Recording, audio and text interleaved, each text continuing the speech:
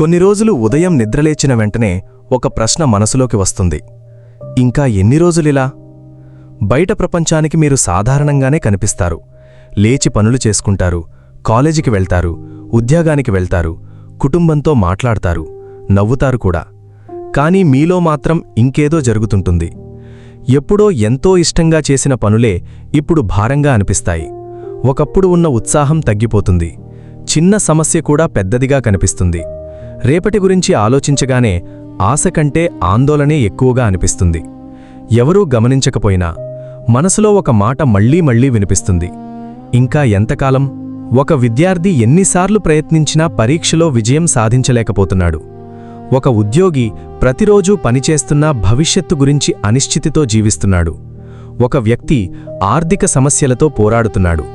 మరొకరు ఒక సంబంధాన్ని కోల్పోయి తన జీవితంలో ఒక భాగమే పోయినట్టుగా అనుభవిస్తున్నాడు. ఇంకొకరు ఎన్నో సంవత్సరాలు ఒక లక్ష్యం కోసం పనిచేసి చివరికి అది తన చేతుల్లోంచి జారిపోవడం చూస్తున్నాడు. బయటనుంచి చూస్తే వీళ్లందరి కథలు వేరు, కాని ఒక భావన మాత్రం ఒకేలా ఉండవచ్చు. నేను ఎంత ప్రయత్నించినా ఏమీ మారడం లేదు. మీక్కూడా ఎప్పుడైనా ఇలా అనిపించిందా? ఎన్ని సమస్యలు ఒకేసారి వస్తే మనిషి నిజంగా విరిగిపోతాడు? ఒకసారి కాదు, 10 సార్లు విఫలమైన తర్వాత కూడా ఎలా ముందుకు వెళ్ళాలి? మీరిప్పుడు ఎదుర్కొంటున్న సమస్యే మీ మొత్తం జీవితమని అనిపిస్తుందా? మీరు అలసిపోయారా, లేక నిజంగానే ఆశ కోల్పోయారా? ముఖ్యంగా ఈరోజు మీకు ముగింపులా కనిపిస్తున్న విషయం నిజంగా మీ జీవితానికి ముగింపేనా? ఈ ప్రశ్నకు సమాధానం తెలుసుకోవడానికి ముందుగా ఒక విషయాన్ని అర్థం చేసుకోవాలి. వదులుకోవాలనిపించడం కూడా ఒక మానవ అనుభవమే. మనిషి యంత్రం కాదు. ఎప్పుడూ ధైర్యంగా ఉండటం, ఎప్పుడూ ఉత్సాహంగా ఉండటం, ప్రతి సమస్యను నవ్వుతూ ఎదుర్కోవడం సాధ్యం కాదు. దీర్ఘకాలంగా ఒత్తిడి, అనిశ్చితి, నష్టం లేదా వరస సమస్యలను ఎదుర్కొంటున్నప్పుడు మన శక్తి తగ్గినట్టు అనిపించవచ్చు. మన దృష్టి, నిద్ర, భావోద్వేగ నియంత్రణ, నిర్ణయాలు తీసుకునే సామర్థ్యం కూడా ప్రభావితమవుతాయి. అందుకే ఒకరోజు మీరు ఇక నాతో కాదు అని అనిపించుకున్నంత మాత్రాన మీరు బలహీనులు అని అర్థం కాదు. అది మీరు చాలా కాలంగా ఒత్తిడిని మోస్తున్నారని సూచించే ఒక అనుభవం కావచ్చు. అయితే ఇక్కడ ఒక ముఖ్యమైన తేడా ఉంది. ఒక లక్ష్యాన్ని వదిలేయడం, జీవితాన్నే వదిలేయడం రెండూ ఒకటే కాదు. ఒక పరీక్షలో విఫలమై ఆ లక్ష్యానికి మరో మార్గం ఎంచుకోవడం ఓటమి కాదు. ఒక ఉద్యోగం దొరకకపోతే మరో నైపుణ్యం నేర్చుకుని కొత్త అవకాశం వెతకడం ఓటమి కాదు. ఒక సంబంధం మనకు ఆరోగ్యకరంగా లేకపోతే దానినుంచి దూరం కావడం కూడా తప్పనిసరిగా ఓటమి కాదు. కొన్నిసార్లు మనం వదులుకోవలసింది జీవితం కాదు, ఒక పాత పద్ధతి, ఒక తప్పు అంచనా, మనకు సరిపోని ఒక మార్గం, లేదా మన నియంత్రణలో లేని విషయాన్ని ఎప్పటికీ నియంత్రించాలనే ప్రయత్నం. ఇదే చోట మనం రెసిలియన్స్ అనే పదాన్ని అర్థం చేసుకోవాలి. రెసిలియన్స్ అంటే ఎప్పుడూ పడిపోకుండా ఉండడం కాదు, ఏడవకపోవడం కాదు, భయపడకపోవడం కాదు, ఎవరి సహాయం అవసరం లేకుండా అన్నీ ఒంటరిగా భరించడం కూడా కాదు. కష్టమైన పరిస్థితులకు మనం ఎలా అలవాటు పడతాం, ఎలా కోలుకుంటాం, అవసరమైనప్పుడు ఎలా సహాయం తీసుకుంటాం, పరిస్థితులకు అనుగుణంగా ఎలా మారతాం, దానిలో ఒక భాగమే రెసిలియన్స్. అంటే బలంగా ఉండటమంటే బాధను దాచుకోవడం కాదు, బాధ ఉన్నప్పటికీ దానితో ఆరోగ్యకరంగా వ్యవహరించడానికి మార్గాలను వెతకడం. కొన్నిసార్లు ఆ మార్గం ఒక చిన్న విరామం కావచ్చు, కొన్నిసార్లు ఒక స్నేహితుడితో మాట్లాడడం కావచ్చు, కొన్నిసార్లు కుటుంబ సభ్యుడి సహాయం కావచ్చు, మరికొన్ని సందర్భాల్లో నిపుణుడి సహాయం కావచ్చు. ఇందులో ఏదీ బలహీనత కాదు. కానీ సమస్యలు పదే పదే ఎదురైనప్పుడు మన మనసులో ఒక మార్పు జరగవచ్చు. మొదటి ప్రయత్నంలో విఫలమైతే మరోసారి ప్రయత్నిస్తాను అనుకుంటాం. రెండోసారి కూడా విఫలమైతే బహుశా ఇంకో పద్ధతి ప్రయత్నించాలి అనుకుంటాం. కానీ వరుసగా ప్రతికూల అనుభవాలు ఎదురైతే కొంతమందిలో ఒక ప్రమాదకరమైన ఆలోచన పెరగవచ్చు. నేను ఏం చేసినా ఉపయోగం లేదు. మనోవిజ్ఞాన శాస్త్రంలో దీనికి సంబంధించిన ఒక భావనను లెర్న్డ్ హెల్ప్లెస్నెస్ అంటారు. దాని అర్థం ప్రతి విఫలమైన వ్యక్తి తప్పకుండా నిరాశకు గురవుతాడని కాదు, అలాగే సమస్యలు వచ్చిన ప్రతి ఒక్కరికీ ఇదే జరుగుతుందని కూడా కాదు. కానీ ఒక వ్యక్తి పదే పదే తన నియంత్రణకు బయట ఉన్న ప్రతికూల పరిస్థితులను అనుభవిస్తే కొన్ని సందర్భాల్లో తన ప్రయత్నాలకు ఫలితం ఉండదనే అంచనా పెరగవచ్చు. అప్పుడు ప్రయత్నించే ఉత్సాహం కూడా తగ్గవచ్చు. ఇక్కడ ఒక ముఖ్యమైన విషయముంది. మన జీవితంలో ఏమి జరుగుతుంది మాత్రమే కాదు, దానిపై మనకు ఎంత నియంత్రణ ఉందని అనిపిస్తుందో కూడా మన అనుభవాన్ని ప్రభావితం చేయవచ్చు. ఉదాహరణకు, ఒక విద్యార్థి పరీక్షలో విఫలమయ్యాడు. అతని ఇలా అనుకోవచ్చు, నేను చదివే విధానాన్ని మార్చాలి. ఇది ఒక రకమైన స్పందన. మరో విద్యార్థి, నేను ఎంత చదివినా ఉపయోగం లేదు అని అనుకోవచ్చు. ఇద్దరికీ ఒకే ఫలితం వచ్చింది, కానీ దాని అర్థం ఇద్దరికీ ఒకేలా అనిపించలేదు. ఇదే కారణంగా ఒక సమస్యను ఎదుర్కొంటున్నప్పుడు నేను పూర్తిగా ఓడిపోయాను అనే నిర్ణయానికి వెంటనే వెళ్లకుండా, ఇందులో నా నియంత్రణలో ఉన్న భాగం ఏది అని అడగడం ఉపయోగపడవచ్చు. అది సమస్యను మాయ చేయడం కాదు, కానీ సమస్యను మొత్తం జీవితంగా చూడకుండా ఒక భాగంగా చూడడానికి సహాయపడవచ్చు. ఎందుకంటే తీవ్రమైన ఒత్తిడి ఉన్నప్పుడు మన దృష్టి ప్రస్తుతం ఎదురవుతున్న సమస్యపైనే ఎక్కువగా కేంద్రీకృతమవుతుంది. ఈరోజు పరిస్థితి రేపటికీ అలాగే ఉంటుందని మనసు ఊహించవచ్చు, కానీ ఇప్పుడిలా ఉంది అనే వాస్తవం ఎప్పటికీ ఇలాగే ఉంటుంది అనే నిర్ధారణ కాదు. అయితే భవిష్యత్తు ఖచ్చితంగా మంచిగానే ఉంటుంది అని కూడా ఎవరూ హామీ ఇవ్వలేరు. మన భవిష్యత్తును పరిస్థితులు, అవకాశాలు, మన నిర్ణయాలు, ఇతరుల సహాయం, ఆరోగ్యం, ఆర్థిక పరిస్థితులు, ఇంకా మన నియంత్రణలో లేని ఎన్నో విషయాలు ప్రభావితం చేస్తాయి. అందుకే నిజమైన ఆశ అంటే రేపు అన్నీ అద్భుతంగా మారిపోతాయి అని నమ్మడం కాదు. నిజమైన ఆశ చాలా చిన్నదిగా ఉంటుంది. ఈరోజు నేను ఇంకొక అడుగు వేస్తాను అంతే. కానీ ఆ ఒక్క అడుగు వేయడానికి కూడా ముందుగా మనం ఒక విషయం తెలుసుకోవాలి. మన సమస్యను ఎదుర్కొంటున్న విధానం మన శక్తిని పెంచుతోందా, లేక మనల్ని మరింత ఖాళీ చేస్తోందా? అక్కడి నుంచే అసలు కథ మొదలవుతుంది. ఎందుకంటే మళ్లీ నిలబడటమంటే అదే చోట, అదే పద్ధతిలో, అదే వేగంతో తిరిగి పరుగెత్తడం కాదు.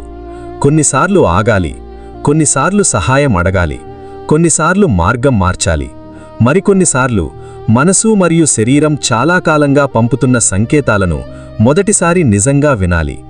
అయితే ఆ సంకేతాలు ఏమిటి? ఎప్పుడు సాధారణ జీవిత ఒత్తిడి కాస్త ఎక్కువైందని మాత్రమే అర్థమవుతుంది? ఎప్పుడు అది భావోద్వేగ అలసటగా మారుతుంది? మరి ఎప్పుడు నిరాశ, ఆందోళన లేదా డిప్రెషన్ వంటి మానసిక ఆరోగ్య సమస్యల కోసం నిపుణుడిని సంప్రదించాల్సిన అవసరం ఉంటుంది? ఇంకా ముఖ్యంగా, మన పరిస్థితిని మార్చలేకపోయినా దానికి మనం స్పందించే విధానాన్ని ఎలా మార్చుకోవచ్చు? ఇక్కడ ఒక ముఖ్యమైన విషయం గుర్తుంచుకోవాలి. కష్టాలను ఎదుర్కొనే ప్రతి వ్యక్తి ఒకే విధంగా స్పందించడు. కొందరు వెంటనే పరిష్కారం కోసం ప్రయత్నిస్తారు, మరికొందరు కొంతకాలం పూర్తిగా అలసిపోతారు, ఇంకొందరు తమ భావాలను బయటకు చెప్పకుండా లోపలే దాచుకుంటారు. అందుకే రెసిలియన్స్ అంటే ఎప్పుడూ ధైర్యంగా కనిపించడం కాదు. అసలు రెసిలియన్స్ అంటే కష్టం వచ్చినప్పుడు ఎలాంటి భావాలు వచ్చినా వాటిని గుర్తించగలగడం, పరిస్థితులకు తగినట్టుగా మారడం, అవసరమైనప్పుడు సహాయం తీసుకోవడం, మళ్లీ క్రమంగా జీవనాన్ని కొనసాగించగలగడం. ఒక రెసిలియంట్ వ్యక్తి కూడా ఏడుస్తాడు, భయపడతాడు, నిరాశ చెందుతాడు, కొన్ని రోజులు ఏమీ చెయ్యలేనట్టుగా అనిపించవచ్చు.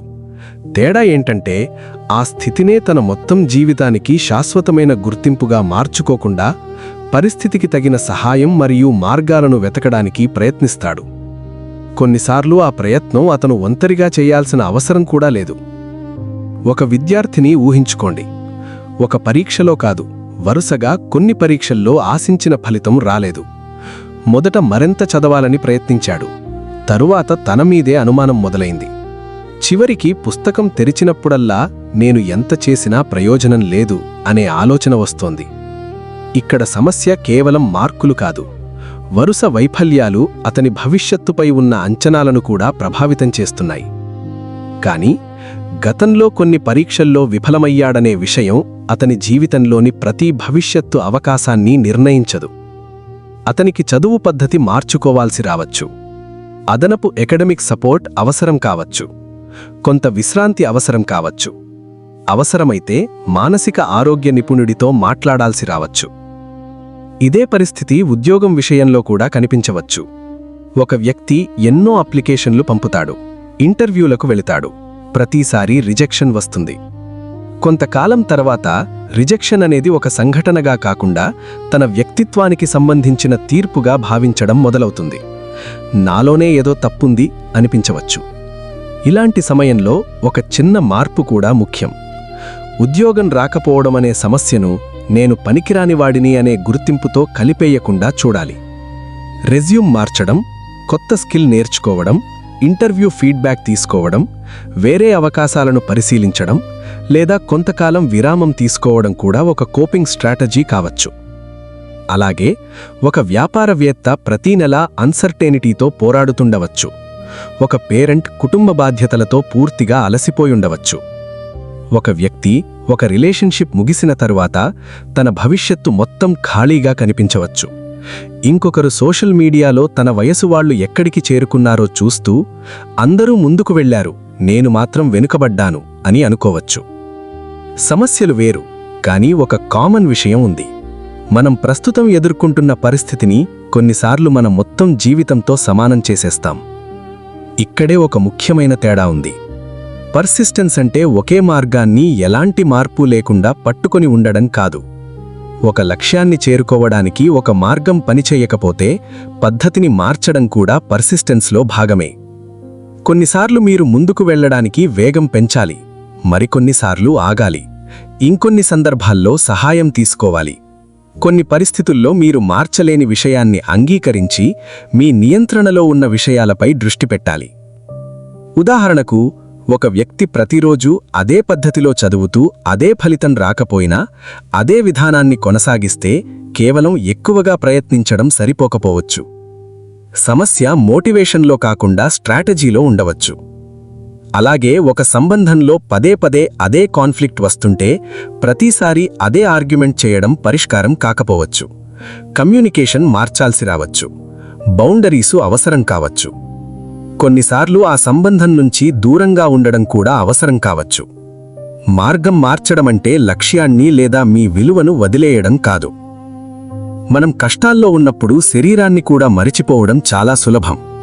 నిద్ర తగ్గుతుంది, భోజన సమయాలు మారుతాయి, రోజంతా కూర్చోవడం పెరుగుతుంది, రాత్రి ఫోన్ చూస్తూ ఉండడం అలవాటవుతుంది.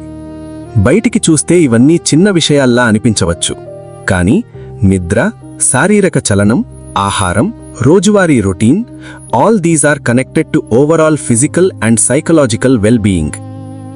ముఖ్యంగా నిద్ర చాలా ముఖ్యమైనది. సరైన నిద్ర మన అటెన్షన్, మెమరీ, ఎమోషనల్ రెగ్యులేషన్ వంటి విషయాలకు సహాయపడుతుంది. అదే సమయంలో స్ట్రెస్ వల్ల నిద్ర దెబ్బతినవచ్చు. నిద్ర సరిగా లేకపోతే మరుసటి రోజు భావోద్వేగాలను నియంత్రించడం, కాన్సంట్రేషన్ ఉంచడం మరింత కష్టంగా అనిపించవచ్చు. అంటే స్ట్రెస్ మరియు పూర్ స్లీప్ ఒకదానినొకటి ప్రభావితం చేసే పరిస్థితి ఏర్పడవచ్చు. అందుకే కష్టాల్లో ఉన్నప్పుడు నిద్రను పూర్తిగా త్యాగం చెయ్యడం పరిష్కారం కాదు. శారీరక చలనం కూడా ముఖ్యమే. నడక, వ్యాయామం లేదా మన శరీరానికి సాధ్యమైన సాధారణ ఫిజికల్ యాక్టివిటీ మొత్తం ఆరోగ్యానికి ఉపయోగపడుతుంది. ఇది ప్రతి మానసిక సమస్యకు ఒక క్యూర్ కాదు, కానీ శరీరాన్ని పూర్తిగా ఇనాక్టివ్గా ఉంచడం కంటే క్రమంగా కదలడం ఆరోగ్యకరమైన కోపింగ్లో భాగంగా ఉండవచ్చు. అలాగే రెగ్యులర్ మీల్స్, బేసిక్ రొటీన్, కొంత సన్లైట్ లేదా అవుట్డోర్ టైం, మనుషులతో మీనింగ్ఫుల్ కనెక్షన్ ఇవి జీవితంలోని అన్ని సమస్యలను పరిష్కరించవు, కానీ కఠినమైన సమయంలో మనకు ఒక బేసిక్ స్ట్రక్చర్ ఇవ్వగలవు. ఇంకొక విషయం, మీరు కష్టాల్లో ఉన్నప్పుడు అందరి జీవితాలతో మీ జీవితాన్ని పోల్చడం చాలా ప్రమాదకరమైన అలవాటుగా మారవచ్చు. సోషల్ మీడియాలో మీరు చూసేది ఒక వ్యక్తి జీవితంలోని పూర్తి చిత్రం కాదు. మీరు వారి విజయాన్ని చూస్తారు, వారి రిజెక్షన్లను చూడకపోవచ్చు, వారి ఫైనాన్షియల్ ప్రెషర్ తెలియకపోవచ్చు, వారి ఫ్యామిలీ ప్రాబ్లమ్స్ తెలియకపోవచ్చు, వారి స్లీప్లెస్ నైట్స్ తెలియకపోవచ్చు. అందుకే ఇతరుల కనిపించే ఫలితాలను మీ కనిపించని స్ట్రగల్స్తో పోలిస్తే మీ మీద మీరు అన్యాయమైన తీర్పు ఇవ్వవచ్చు. కానీ ఇక్కడ కూడా బ్యాలెన్స్ అవసరం. సోషల్ మీడియా ఉపయోగించడం వల్ల ప్రతి ఒక్కరికి సమస్యలు వస్తాయని చెప్పలేం. కొందరికి అది కనెక్షన్, ఇన్ఫర్మేషన్, ఎంటర్టైన్మెంట్ లేదా సపోర్ట్ ఇస్తుంది. సమస్య ఎప్పుడు మొదలవుతుందంటే అది నిరంతర కంపారిజన్కు, నిద్ర తగ్గడానికి, రోజువారీ బాధ్యతలు దెబ్బతినడానికి లేదా ఎమోషనల్ డిస్ట్రెస్ నుంచి తప్పించుకోవడానికి ఒకే మార్గంగా మారినప్పుడు. ఇప్పుడు ఒక ముఖ్యమైన విషయం గురించి మాట్లాడాలి. జీవితంలో కఠినమైన పరిస్థితి రావడం, మెంటల్ హెల్త్ డిజార్డర్ ఉండడం రెండూ ఒకటే కాదు. పరీక్షలో విఫలమవడం వల్ల కొన్ని రోజులు బాధపడడం డిప్రెషన్ అని అర్థం కాదు. ఉద్యోగం పోవడం వల్ల స్ట్రెస్ రావడం యాంగ్జైటీ డిజార్డర్ అని అర్థం కాదు. బ్రేకప్ తరువాత సాడ్నెస్ రావడం కూడా స్వయంగా సైకియాట్రిక్ డిజార్డర్కి రుజువు కాదు. కానీ కొన్ని సందర్భాల్లో డిస్ట్రెస్ ఎక్కువ కాలం కొనసాగవచ్చు లేదా తీవ్రత పెరగవచ్చు.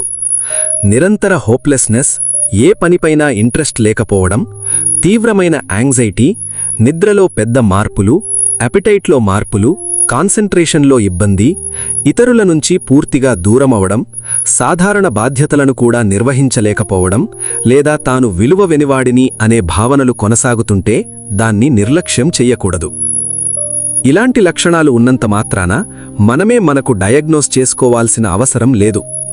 డిప్రెషన్, యాంగ్జైటీ వంటి క్లినికల్ కండిషన్స్ను అర్థం చేసుకోవడానికి సిమ్టమ్స్ ఎంతకాలం ఉన్నాయి, ఎంత తీవ్రంగా ఉన్నాయి, రోజువారీ జీవితాన్ని ఎంత ప్రభావితం చేస్తున్నాయి వంటి విషయాలను క్వాలిఫైడ్ మెంటల్ హెల్త్ ప్రొఫెషనల్ పరిశీలించాలి. అందుకే ఒక సైకాలజిస్ట్, సైకియాట్రిస్ట్, కౌన్సిలర్ లేదా ఇతర క్వాలిఫైడ్ మెంటల్ హెల్త్ ప్రొఫెషనల్ సహాయం తీసుకోవడం బలహీనత కాదు.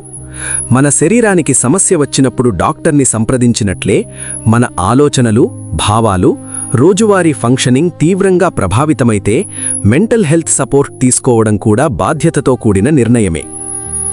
కానీ కొన్ని సందర్భాల్లో ఆలస్యం చెయ్యకూడదు.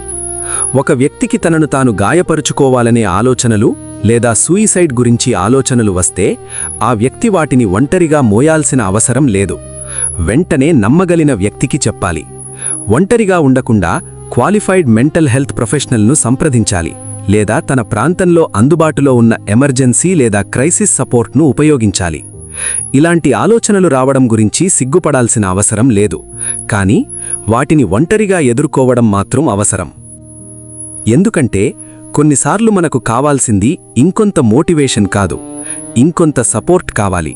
మన సమస్యని ఎవరో వెంటనే పరిష్కరించకపోయినా మనతో పాటు ఉండే ఒక వ్యక్తి ఉండడం కూడా ఒక ముఖ్యమైన ప్రారంభం కావచ్చు. మళ్లీ నిలబడడమంటే ఎప్పుడూ ఒంటరిగా నిలబడడం కాదు. కొన్నిసార్లు ఒక స్నేహితుడు చెయ్యి అందిస్తాడు, కొన్నిసార్లు కుటుంబ సభ్యుడు వినిపిస్తాడు, కొన్నిసార్లు ఒక కౌన్సిలర్ మన ఆలోచనలను అర్థం చేసుకోవడానికి సహాయం చేస్తాడు. కొన్నిసార్లు సైకియాట్రిస్ట్ అవసరమైన ట్రీట్మెంట్ గురించి సూచిస్తాడు. కొన్నిసార్లు మనం చేసిన ప్రయత్నాలన్నింటినీ పక్కన పెట్టి ముందుగా కొంత విశ్రాంతి తీసుకోవాల్సి ఉండవచ్చు. అది ఓటమి కాదు, అది మన పరిస్థితిని నిజాయితీగా అర్థం చేసుకోవడం. కొన్నిసార్లు మనం జీవితంలో ఎదుర్కొంటున్న సమస్యను మార్చలేకపోవచ్చు, కానీ ఆ సమస్యతో మనం ఎలా వ్యవహరించాలో మాత్రం కొంతవరకు మార్చుకోవచ్చు. అదే కోపింగ్. అంటే సమస్యను మాయం చేయటం కాదు, దాన్ని ఎదుర్కొనే విధానాన్ని క్రమంగా మార్చుకోవడం. ముందుగా మీ సమస్య ఏంటో స్పష్టంగా రాసుకోండి. అన్నీ ఒకేసారి ఆలోచించకుండా ప్రస్తుతం మిమ్మల్ని ఎక్కువగా బాధిస్తున్న ఒక్క విషయాన్ని గుర్తించండి. ఆ తర్వాత మీ చేతిలో ఉన్నదేది, మీ చేతిలో లేనిదేది అని వేరు చేయండి. మీ చేతిలో లేని విషయాన్ని ప్రతిరోజూ మళ్లీ మళ్లీ ఆలోచించడం మీ శక్తిని తగ్గించవచ్చు. మీ చేతిలో ఉన్న చిన్న విషయంపై దృష్టి పెట్టడం మాత్రం ఒక దిశను ఇవ్వగలదు. ఒక పెద్ద సమస్యను చిన్న పనులుగా విభజించండి. పరీక్షలో ఫెయిల్ అయితే మొత్తం భవిష్యత్తు గురించి ఒకేసారి నిర్ణయం తీసుకోవాల్సిన అవసరం లేదు. ఏ విషయం అర్థం కాలేదో గుర్తించటం, ఒక అధ్యాపకుడిని అడగటం, రోజుకు కొంత సమయం చదవటం, ఇలా చిన్న అడుగులతో మొదలుపెట్టవచ్చు. ఉద్యోగం పోయినా వెంటనే జీవితమంతా ఎలా ఉంటుందో నిర్ణయించాల్సిన అవసరం లేదు. ముందుగా అవసరమైన పత్రాలు సర్దుకోవటం, ఒక రెజ్యూమ్ అప్డేట్ చేయటం, ఒకరిని ఉద్యోగం గురించి అడగటం, ఇవి చిన్నవే అయినా చర్యలు. మీ శరీరాన్ని కూడా నిర్లక్ష్యం చెయ్యకండి. నిద్రను పూర్తిగా వదిలేసి భోజనం సరిగ్గా చెయ్యకుండా నిరంతరం ఒత్తిడిలో ఉంటూ మానసికంగా బలంగా ఉండాలని మనల్ని మనం బలవంతం చెయ్యటం ఎప్పుడూ పనిచేయదు. తగిన నిద్ర, క్రమమైన శారీరక కదలిక, సరైన ఆహారం, కొంత రొటీన్ ఇవి జీవితంలోని సమస్యలను పరిష్కరించవు, కానీ కష్టమైన పరిస్థితిని ఎదుర్కొనే మీ మొత్తం శారీరక, మానసిక సామర్థ్యానికి ఇవి తోడ్పడగలవు. మరొక ముఖ్యమైన విషయం, అన్నింటినీ ఒంటరిగా మోసుకోవాల్సిన అవసరం లేదు. మీకు నమ్మకం ఉన్న ఒక వ్యక్తిని ఎంచుకోండి. కుటుంబ సభ్యుడు కావచ్చు, స్నేహితుడు కావచ్చు, లేదా మీ పరిస్థితిని అర్థం చేసుకునే మరొక వ్యక్తి కావచ్చు. మీరు మొత్తం కథ చెప్పాల్సిన అవసరం లేదు. ఈ మధ్య నేను చాలా ఒత్తిడిలో ఉన్నాను, నాకు కొంచెం సపోర్ట్ కావాలి అని చెప్పటం కూడా ఒక ప్రారంభమే. అదే సమయంలో ప్రతి ఒక్కరి దగ్గర మన వ్యక్తిగత బాధను పంచుకోవాల్సిన అవసరం లేదు. సురక్షితమైన వ్యక్తిని ఎంచుకోవటం కూడా సెల్ఫ్ కేర్లో భాగమే. మీ మాటలను ఎగతాళి చేసే, అవమానించే లేదా మీ పరిస్థితిని మరింత ప్రమాదకరంగా మార్చే వ్యక్తి కాకుండా గౌరవంగా వినగల వ్యక్తిని ఎంచుకోవటం ముఖ్యం. మరొక విషయం గుర్తుంచుకోండి, ఒక పద్ధతి పనిచేయలేదంటే మీరు విఫలమైనట్టు కాదు. కొన్నిసార్లు స్ట్రాటజీ మార్చాల్సుంటుంది. ఒక పరీక్ష కోసం చదివిన విధానం పనిచేయకపోతే మరో విధానం ప్రయత్నించవచ్చు. ఒక ఉద్యోగ రంగం సరిపోకపోతే మరో నైపుణ్యం నేర్చుకోవచ్చు. ఒక సంబంధం ఆరోగ్యకరంగా లేకపోతే బౌండరీలు పెట్టుకోవచ్చు. కొన్నిసార్లు ముందుకు వెళ్లటం అంటే అదే దారిలో మరింత వేగంగా నడవటం కాదు, దారినే మార్చటం. మరియు ఇతరులతో మీ జీవితాన్ని పోల్చుకోవడం తగ్గించండి. సోషల్ మీడియాలో కనిపిస్తున్న ఒక వ్యక్తి జీవితంలోని కొన్ని క్షణాలతో మీ జీవితంలోని పూర్తి వాస్తవాన్ని పోల్చటం సరైన కంపారిజన్ కాదు. వాళ్లకు కనిపిస్తున్న విజయం వెనక ఉన్న సమస్యలు మీకు తెలియకపోవచ్చు. అలాగే మీ కష్టాలు కూడా మీ మొత్తం సామర్థ్యాన్ని నిర్వచించవు. మీకు విశ్రాంతి అవసరమైతే తీసుకోండి. విశ్రాంతి అంటే జీవితాన్ని వదిలేయటం కాదు. ప్రతి నిమిషం ప్రొడక్టివ్గా ఉండకపోవటం ఫెయిల్యూర్ కాదు. ఎక్కువ కాలం ఒత్తిడిలో ఉన్నప్పుడు రికవరీకి కూడా స్థానం ఇవ్వాలి. అయితే ఒక విషయం చాలా ముఖ్యమైనది. కొన్నిసార్లు మనం ఎదుర్కొంటున్న సమస్య కేవలం సాధారణ స్ట్రెస్గా ఉండకపోవచ్చు. నిరంతరమైన హోప్లెస్నెస్, ఏ విషయంపైనా ఆసక్తి లేకపోవటం, తీవ్రమైన ఆందోళన, నిద్రలో పెద్ద మార్పులు, ఆకలిలో మార్పులు, కాన్సంట్రేషన్ సమస్యలు, అందరి నుంచి దూరంగా ఉండటం, సాధారణ బాధ్యతలు కూడా నిర్వహించలేకపోవటం వంటి మార్పులు కొనసాగుతూ ఉంటే దాన్ని నిర్లక్ష్యం చెయ్యకండి. ఇలాంటి పరిస్థితుల్లో సైకాలజిస్ట్, సైకియాట్రిస్ట్, కౌన్సిలర్ లేదా ఇతర క్వాలిఫైడ్ మెంటల్ హెల్త్ ప్రొఫెషనల్ను సంప్రదించటం సరైన చర్య కావచ్చు. సహాయం తీసుకోవటం అంటే మీరు బలహీనులని కాదు, సమస్యకు సరైన సహాయం అవసరమని గుర్తించటం.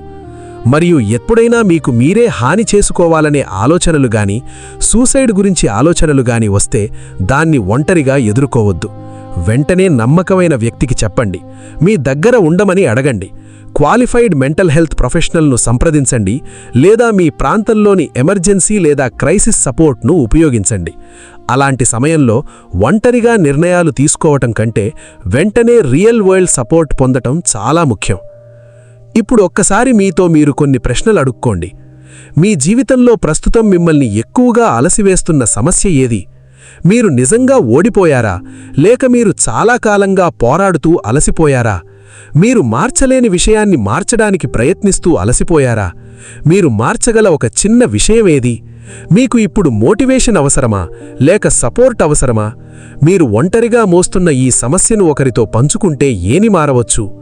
ఈరోజు మొత్తం జీవితాన్ని పరిష్కరించాల్సిన అవసరం లేకపోతే మీరు వెయ్యగల చిన్న అడుగు ఏది?